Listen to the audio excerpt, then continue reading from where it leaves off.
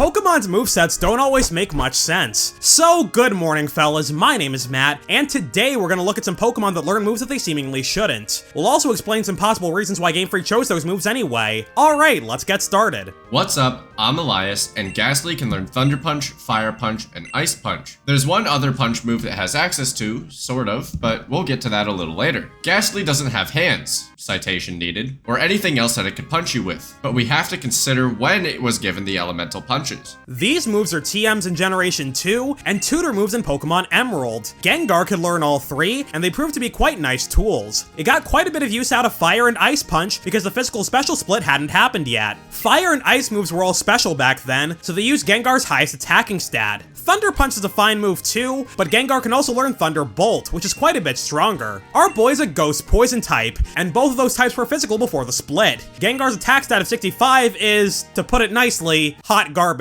Anyway, the elemental punches aren't TMs or tutor moves in Diamond and Pearl, so Game Freak gave them to Gastly as egg moves. That way, Gengar would still have access to them to kick off Gen 4, before it became a tutor move once again in Platinum. Gastly couldn't learn these moves in Gens 2 and 3, because there was no reason for it to get them. Several other Pokemon got the punches added as egg moves in Gen 4 as well.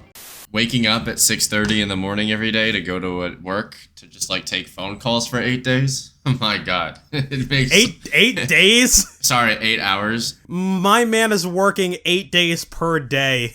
Machamp could also learn all the punches in Gens 2 and 3. It kept the moves in Gen 4 because Machop can learn them through breeding starting in Diamond and Pearl. Game Freak did the exact same thing with Gastly, so Gengar could still learn them. It's a pretty weird way to make sure Gengar retained access to these moves, but if you ask us, that was the best way to do it. There are other methods to teach moves to Pokemon, of course. Game Freak could have added the elemental punches to Gengar's level up set, bypassing the egg move shenanigans entirely. But level up sets are usually reserved for each Pokemon's most thematic moves. Hitmonchan can learn zillions of punching moves by level up because it's quite literally the punching Pokemon. Its level up set also includes all sorts of other things you'd expect from a boxer. TMs, tutor moves, and egg moves expand upon a Pokemon's level up set. They give each Pokemon access to more moves that make sense, but don't really represent what they're all about. It makes sense that Gengar can learn the elemental punches, but its design doesn't exactly scream Fire Punch, you know what I mean? Giving Gengar these moves by level up would work, but they wouldn't fit in with the rest of its level up set. That being said, there wasn't really a huge need for Gastly to get the punches. They aren't very good attacked on Gengar nowadays because a huge chunk of its learn set also swapped damage categories in Gen 4. The punches are physical moves now, and its stab moves Shadow Ball and Sludge Bomb are special. Like we said earlier, its physical attack stat is hot garbage, so the punches aren't as useful for Gengar as they used to be. But thanks to the split, it still has a good variety of special moves to pick from. Keep in mind that this is all just a theory, and so is everything else in this video. We'll probably never know for sure why Game Freak made these decisions, so the best we can do is make educated guesses based on what we do know. You also might be wondering why Wooper can learn Ice Punch. I got nothing. Next! You heard it here first, folks. All of this is fact. All of this is primary information, and you should be quoting us on everything we say. Junichi Masuda is sitting right next to me and observing us recording this script. Junichi Masuda wrote this script for us. Junichi Masuda is fluent in English. Speaking of breeding shenanigans, Gumi can learn Iron Tail.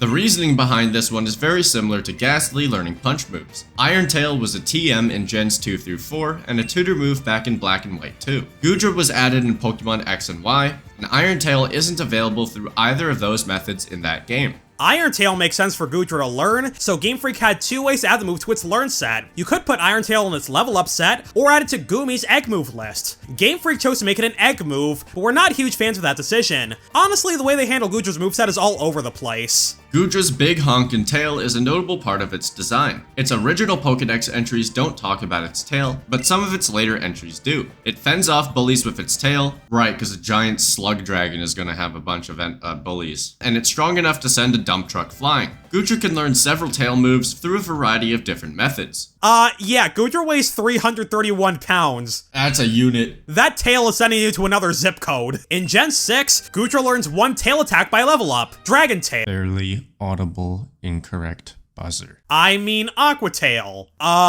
Sure. You need a TM to teach a Dragon Tail, then it gets Iron Tail and Poison Tail through breeding. But considering Goodra's design and lore, we think that giving it Iron Tail by level up would have been a better solution. Since Goodra's tail is so prominent, we think the tail moves are thematic enough to be level up attacks. In any case, Goomy and original recipe Goodra can't learn the move anymore. Well, that's just wonderful, isn't it? At least the Hisuian form gets it now. You see, Elias, this is what your ideal shoulder Pokemon grows up into. It's okay. It's, progressive overload training. Imagine walking long distances. Now imagine doing the same thing, but you're giving a piggyback ride to 2 clones of yourself at the same time. Well, that's okay, that's what the bike is for. The same way Goomy has no tail, Primeape doesn't have one either. But this guy can also learn Iron Tail because its pre-evolution Mankey can. Mankey does have a tail, so the move makes perfect sense on the base form. Pokemon sometimes gain access to new moves when they evolve, but they don't lose access to moves that don't make sense on the evolved forms. If you evolve your Iron Tail Mankey, the game won't force you to forget the attack, even though it doesn't match Primeape or Annihilape's anatomy. How tall is, Goodra?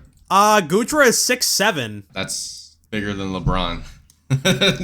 LeBron is 6'9". Oh, sorry. Well, weight-wise, bigger than LeBron anyway. Weight-wise, yeah, Michael Jordan was 6'6". Let's talk about punches some more, shall we? Several Pokemon that don't seem to have hands can also learn Sucker Punch, like Diglett, Seviper, and Gastly again. This one comes down to a dubious translation choice. The move's original Japanese name means surprise attack, and most other languages don't call it a punch either. For the most part, they use words that mean hit or attack, but not specifically punch. This move can be any kind of unexpected hit, so you can theoretically use any part of your body for this move. The term Sucker Punch can also be used figuratively in English to describe something bad that happens unexpectedly. It could be a literal punch, and it usually is, but it could also be something like getting laid off from your job, or a sports team losing because of a last-second comeback. In the same vein, the move Sucker Punch can involve the user's hand, but it doesn't need to. Mets versus Yankees? No, I'm gonna use the Mariners comeback against the Blue Jays in the playoffs a couple of years ago. The Mariners haven't won anything in decades. Several Pokemon without wings can learn Steel Wing, like Dragapult and Leavanny. But for today, let's focus on Elgyem and Beheeyem. There are 2 popular theories that explain why they can learn this move, and both of them have to do with the fact that Steel Wing used to be TM51. In Generation 5, TM51 was Ally Switch, a move that makes the user swap positions with its teammate in doubles. That type of thing makes perfect sense for Pokemon like Beheeyem. You know what was a real Sucker Punch? Was Jose Bautista's 3-run home run. He really pimped the hell out of that one too. That was legendary.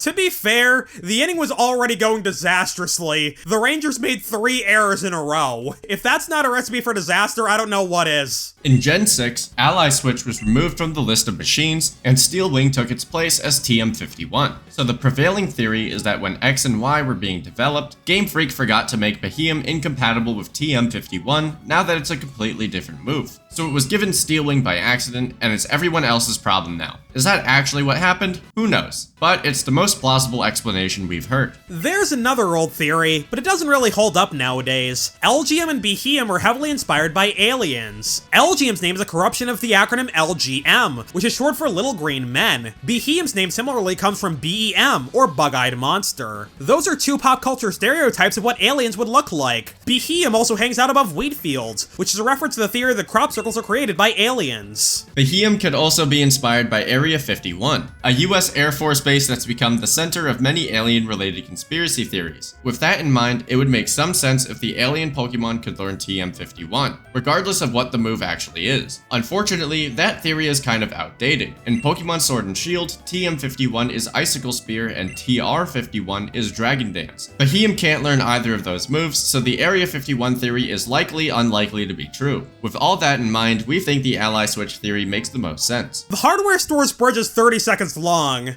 That verse from Rap God is about 15, 16, 17 seconds long. I don't think Eminem can do that. Oh well, I'd like to believe that he could. Next up, there are a handful of bird Pokemon that shouldn't be able to learn Fly. Most of Vullubai's Pokedex entries are about how it can't fly, because of how small its wings are. Doduo isn't entirely flightless, but it's not very good at flying. It is capable of running 60 miles an hour to compensate, and that doesn't last very long either. When it evolves into Dodrio, its running speed is just under 40 miles an hour. Anyway, if Doduo and Dodrio can barely fly on their own, they have no business carrying people through the air. Have you ever seen an emu run? It's almost like they're flying. But the Dodrio line and Vullaby can learn Fly anyway, and we think this one comes down to convenience. Despite being an HM for 6 generations, Fly isn't a mandatory move in a playthrough by any means, but most players will have some sort of Fly user on their team anyway, because it allows you to go back to previous areas quickly. Thanks to Fly's utility as a field move and its solid properties as an attack, most people will teach the move to a member of their main battling team. By expanding Fly's distribution to birds that suck at flying, players get a wider selection of Pokemon to choose from. It's pretty annoying when you obtain an HM, but none of the Pokemon you have can learn it. By adding Fly to Dodrio and Vullaby's movesets,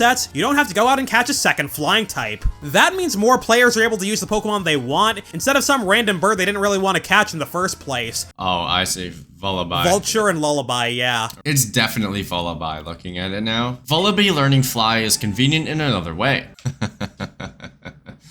I'm having fun. Its evolution Mandibuzz is capable of flying, but Unova is infamous for its high evolution levels. Vullaby doesn't evolve until level 54. That's the same level as Ghetsis' High Dragon, the last Pokemon you fight before the credits roll. 6 failed takes of the next sentence later. I'm actually about to send this Rubik's Cube out of my window.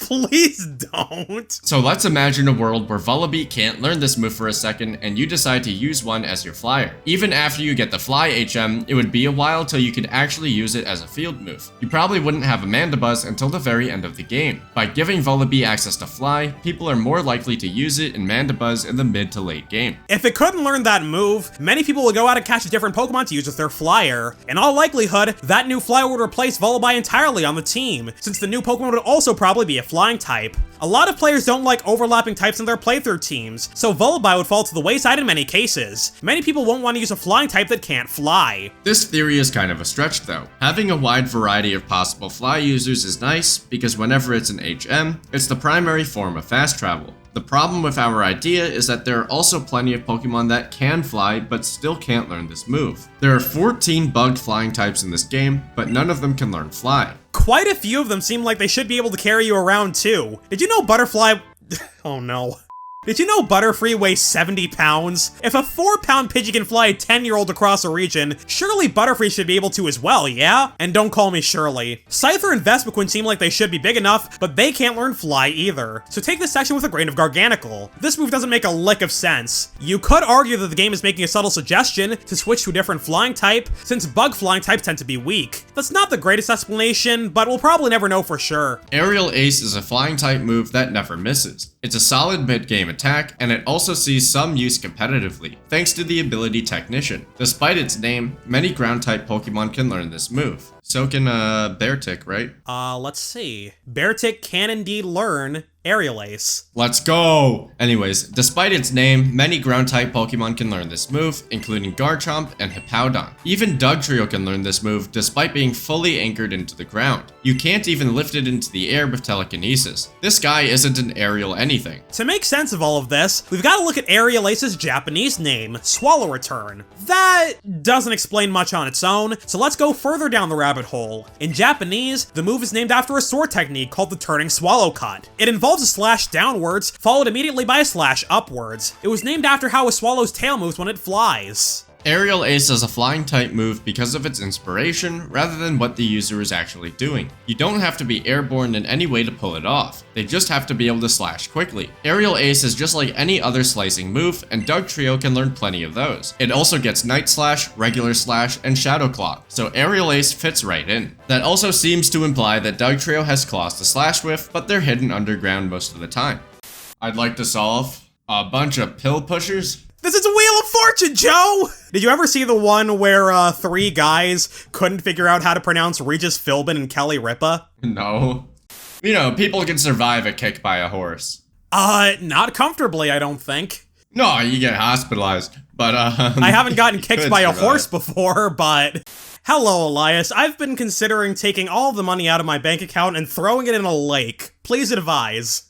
Welp, that's all we got for today. Leave a comment about Steelix. Be sure to subscribe if you're enjoying our videos, and consider joining the channel as a member to support us. Shoutouts to our newest channel member, Sal Melon, as well as all of our existing ones. We'll see you all next time. Good night, fellas. Sleep well.